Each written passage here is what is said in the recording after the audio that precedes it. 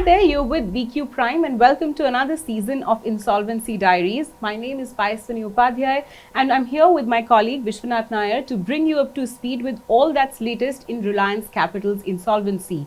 As of yesterday, which is Wednesday, late night, the COC unanimously decided to extend the first round of auction. Two sources close to the process told VQ Prime that essentially means that everybody that was eligible to bid in the first round of auction for Reliance Capital will now get an opportunity to better their bid. Vishy, what are you hearing from your sources and what does this mean for the Piramal Consortium, Oaktree, the Torrent Group and the Hinduja Group? Right. Thanks, Paiswini, for that, and thanks for surmising everything that has happened. But what essentially is happening here is that there are 5 bidders who are eligible technically to bid for Reliance Capital's assets. There's of course a Piramal Cosmia consortium. There's Oaktree Capital. We have Hinduja Group. We have the Torrent Group as well as UV Asset Reconstruction Company. All of these bidders are now eligible to continue to bid for Reliance Capital. Remember that the original bid actually ended in the last week of December, and technically speaking, at that point in time, Torrent Group had won the bid. After that, however, Hinduja came back into the race and they said that we are going to offer you more money. We're going to give you what 9,000 crore worth of a bid, and most of it is in the form of upfront cash. So we are better than Torrent. Now, what Torrent has objected to is that this late stage entry after the deadline has passed should not have been allowed at all by the creditors.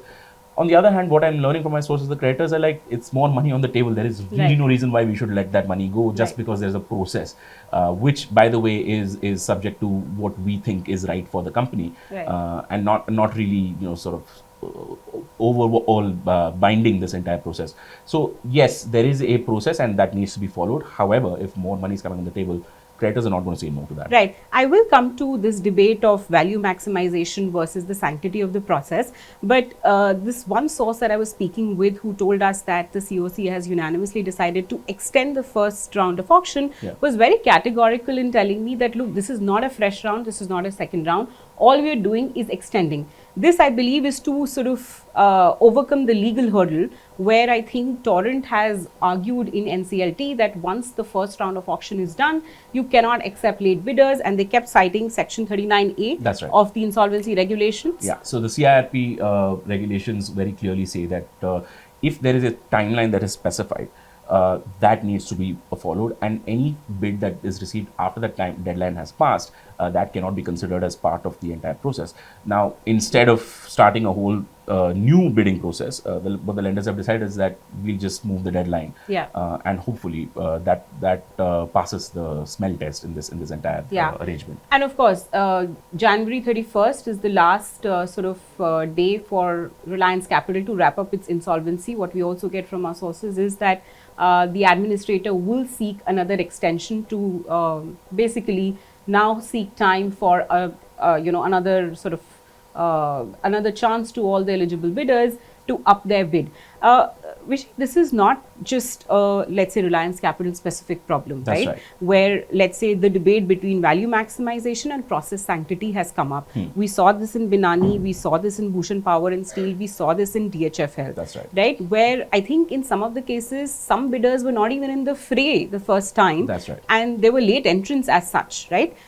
So how much do you based on whatever we have covered in these cases, how much do you think this process sanctity argument will prevail? Yeah, not entirely, because the thing is that whenever the cases that you cited, Binani, Bhushan Power or DHFL for that matter, in all of these cases, what has eventually happened is that if there is more money on the table, the process can be amended according to the needs of the creditors, because at the end of the day, it is the commercial wisdom of the Committee of Creditors that any court in this land, including the Supreme Court, have all relied on. So if there is application of mind, if there is sound logic behind why the Committee of Creditors are changing a certain rule late in the game, courts have no problem with that, because the argument has always been that if there is no value maximization, if you're not getting the best possible bid for a stressed company, then this entire exercise is pointless. Then following the process doesn't mean anything. Yeah, and in DHFL's case, it ended up fetching the creditors 10,000 crore more, More, exactly. than what Piramal had initially Exactly, bid. and the bidder who came in did not actually not up did the not actually offer. up the offer in the last round. So it was left with Oaktree and Piramal, and then Piramal won that bid. So what it essentially means is that if you are going to chase value as a concept, because that is an important thing in this entire bidding process, you are likely to get a better bid. And in this Reliance Capital case also, we are aware that there is a liquidation value Yeah, which is there is significantly pretty higher higher. than what these bidders are So about proposing. 30,000 crores is what we hear is the liquidation Yeah, and value. right now the bids are at about 9,000. 9,000, yeah. So there is a gap that needs to be covered. And the COCs have also become smarter, right, through this whole process of seeing that, look, we can sense that these bidders are lowballing. They're coming up with this lowball offer and then trying to say that, no, now that you've decided me as the highest bidder, Yeah. you can't sort of up or give an opportunity to the other guys to up their bid. In this case, do you have any sense from how far the COC is willing to go to the liquidation value versus then finally deciding either to sell these assets as piecemeal or maybe even head to liquidation? Yeah, so we can't say for sure at what value the creditors are going to stop this entire process and say this is it, and we are selling this to such and such bidder. The problem here is that once they close the sale, eventually you're going to have other people who are part of this process, operational creditors. There are other financial creditors. It's a large group of people who are part of the financial creditors in RCap. It's not your banks who are actually leading this process.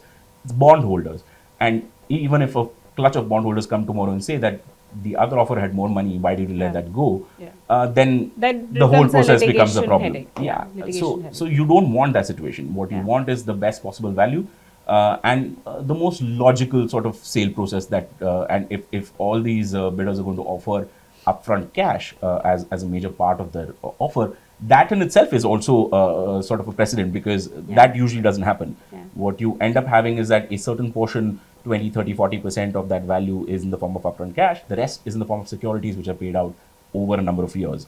Here, however, a vast majority of that bid is actually coming in cash. So to expect a lender to let go of that doesn't make much sense. Okay, so we're not going to speculate, of course, that what the COC might do, but clearly this is a patient COC, as one sort of lawyer put it to me, and they are willing to sort of seek as many extensions to really maximize the value out of the assets. And of course, even at 13,000 crore liquidation value, this is far less than the admitted claims of what, about 25,000 crores? 25,000 odd crore worth of admitted claims. So it's less or close to half of the admitted claims in the form of liquidation value. Remember that this company itself, Reliance Capital, doesn't actually manufacture anything. It's a services company. What it is a clutch of is a group of various equity stakes in multiple subsidiaries. So it's more like buying a mutual fund. You're essentially trying to buy that, and possibly that's why the liquidation value is significantly lesser than the admitted claims. But if you get closer to the liquidation value, that makes more sense for the lenders. Yeah, of course. And we'll, of course, watch out for the next important date in this whole litigation mess that Reliance Capital has now found itself in. That's January 12th, and the lawyer involved in the matter told me expect fireworks. Thank you for tuning in to BQ Prime, and stay tuned for more sort of episodes as we take off on this fresh season of Insolvency Diaries. Thanks.